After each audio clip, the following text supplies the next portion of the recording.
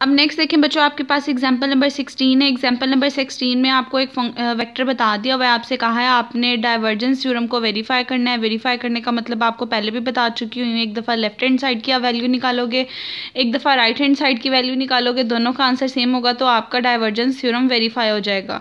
आपने सबसे पहले लिखना है आपके पास गॉस डाइवर्जेंस थ्योरम होता क्या है, आप उसकी ट्रिपल इंटेग्रल की फॉर्म में लिखोगे। ट्रिपल इंटेग्रल की फॉर्म में डेल डॉट ए निकालोगे। ए आपको दिया हुआ है, इसका क्या मतलब होता है, फर्स्ट टर्म का एक्स के रिस्पेक्ट से पार्शियल डेरिवेटिव, सेकंड का वाई के रिस्पेक्ट से, थर्ड का जेड के रिस्पेक्ट से। अच्छा बच्चों, फिर वही बात, अगर तो आपको वेरीफाई करने को कहा है तो आप दोनों साइड से करोगे, लेकिन अगर बच्चों आपको वैसे ही कह दिया जाए पेपर में कि इस क्वेश्चन को गॉस डाइवर्जेंस थ्योरम से करो, तो आप कोई भी एक साइड लेके सोल्व कर सकते हो। और हमेशा बच्चों 3 इंटेग्रल्स को सोल्व करना ज़्यादा ईजी होता है, क्योंकि उनकी लिमिट्स आपको हमेशा दी जाती हैं। तो देखो बच्चों, आप लोगों ने पहले वॉल्यूम इंटेग्रल वाली साइड ली, डेरिवेटिव्स लेने के बाद ये टर्म बन गया। आपको पता है डी वाई आपके पास d x d y d z के इक्वल होता है। तीनों की लिमिट 0 से 1 0 से 1 0 से 1 दी हुई है, आपने पुट कर दी। पहले जेड के रिस्पेक्ट से इंटीग्रेट किया, अपर लोअर लिमिट पुट की, फिर वाई के रिस्पेक्ट से इंटीग्रेट किया, upper limit minus lower limit put की। इसी तरह फिर आपने एक्स के रिस्पेक्ट से इंटीग्रेट किया, अपर और लोअर लिमिट को पुट किया, तो आपके पास एक साइड का आंसर बच्चों 3/2 आ गया। अब बच्चों नेक्स्ट आपने इसे सरफेस इंटेग्रल के रिस्पेक्ट से करना है। अगर आपको याद हो, मैंने आपको एक सरफेस इंटेग्रल के रिस्पेक्ट से ऐसा क्वेश्चन करवाया था जिसमें काफ़ी ज़्यादा सरफेसेस आ रही थी, तो मैंने आपको कहा था आप इसको टोटल देखते हो, टोटल कितनी सरफेसेस बन रही हैं, हर सरफेस के रिस्पेक्ट से अलग से निकालते हो। जैसे कि देखें टोटल 1 2 3 4 5 6 सरफेसेस बन रही हैं, तो आप इसे 6 को सॉल्व करोगे 1 बाय 1, जो आंसर आएगा उसको ऐड करोगे। आपको मैंने ये चीज़ बताई थी, अगर x = 0 आ रहा हो तो हम इसका यूनिट वेक्टर जो है वो i लेते हैं, लेकिन 0 जब आता है तो नेगेटिव साइन के साथ लेते हैं। लेकिन अगर x = कोई नंबर लेट से 3 आ रहा हो, कांस्टेंट नंबर आ रहा हो, तब हम इसका यूनिट वेक्टर i लेते हैं, लेकिन पॉजिटिव के साथ लेते हैं।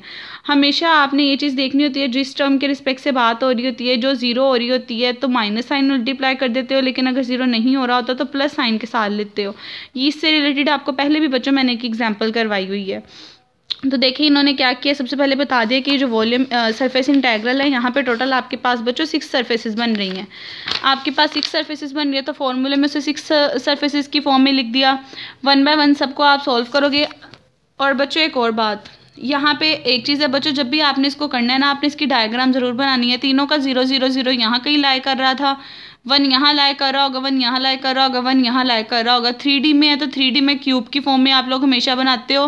पहले आप ये चीज़ बनाओगे, उसके बाद देखो बच्चों आप लोगों ने यहाँ पे उसकी 1 1 के रिस्पेक्ट से भी बात करना है। ये टर्म आ रही होगी, यहाँ से इसको ऐसे मिला दोगे तो ये आपके पास क्यूब बन जाएगी, ठीक है। अब जब आपने x = 1 के लिए बात करनी है, तो n जो इसका यूनिट वेक्टर है बच्चों, देखें +1 आ रहा है, आपके पास कोई नंबर है तो वो उसी की डायरेक्शन में होगा, इसलिए यूनिट वेक्टर i लोगे। तो यानी कि यहाँ पे जब आप इसका डबल इंटेग्रल का फॉर्मूला लिखोगे, अब x है, x के रिस्पेक्ट से ऑपोजिट टर्म्स कौन सी हैं, yz प्लेन बन रहा है, तो yz का फॉर्मूला लिखोगे। yz का फॉर्मूला लेने के बाद आपको पता है yz का फॉर्मूला ये होता है, यहाँ पे n की डॉट प्रोडक्ट i के साथ लेनी है। n यूनिट वेक्टर भी बच्चों नेक्स्ट स्टेप में i में चेंज हो जाएगा। i का i के साथ देखो डॉट प्रोडक्ट 1 होता है तो वो 1 आ जाएगा। इसका इसके साथ डॉट प्रोडक्ट लोगे 4z आ जाएगा। लिमिट्स आपको क्वेश्चन में दी हुई, आप पुट करोगे, इंटीग्रेट करने के बाद ये आंसर आ जाएगा। जब x = 0 की बात होगी तब भी बच्चों आपका काम yz प्लेन में ही हो रहा होगा, लेकिन यहाँ पे जो यूनिट वेक्टर है वो -i होगा, तो इधर इस फॉर्मूले में -i आ जाएगा। लेकिन -i की i के साथ डॉट प्रोडक्ट 1 ही आएगी, इसको सोल्व करोगे तो आपका आंसर 0 आ जाएगा। इसी तरह जब n = j के रिस्पेक्ट से करना है, j देखें y = 1 के रिस्पेक्ट से सॉरी करना है, तो देखिए ये +1 है, 0 नहीं आ रहा है, इसका मतलब यूनिट वेक्टर n = +j होगा। जब आपके पास y के एक्सिस के रिस्पेक्ट से बात हो रही है, फॉर्मूला एक्सिस प्लेन का लगेगा, फॉर्मूला लगाओगे, वैल्यू सब्सटीट्यूट कर दोगे।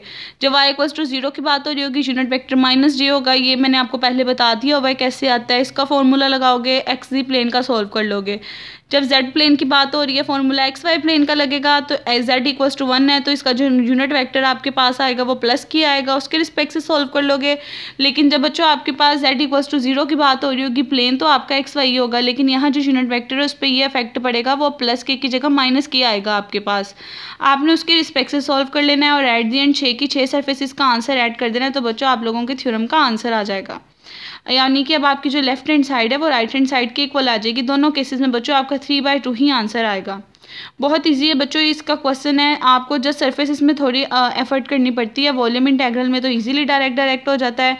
इसमें भी बच्चों आपको पता होना चाहिए कि किसके रिस्पेक्ट से कौन सा यूनिट वेक्टर लेना है, तो आप इजीली कर सकते हो। अब नेक्स्ट बच्चों आज आपके लिए एक छोटा सा काम है जो द ग्रेडियंट थ्योरम है। ग्रेडियंट थ्योरम का प्रूफ आप लोगों ने खुद करना है, आप लोगों के होमवर्क में है। थ्योरम 5.9 छोटा सा थ्योरम है, लेफ्ट हैंड साइड और राइट हैंड साइड को इक्वल लाना है गॉस डाइवर्जेंस थ्योरम यूज़ करके। तो बच्चों आप लोगों ने ये थ्योरम ट्राई करना है। अगर आप लोगों को किसी भी स्टेप में प्रॉब्लम हुई तो आप नेक्स्ट लेक्चर में मुझसे पूछ लीजिएगा।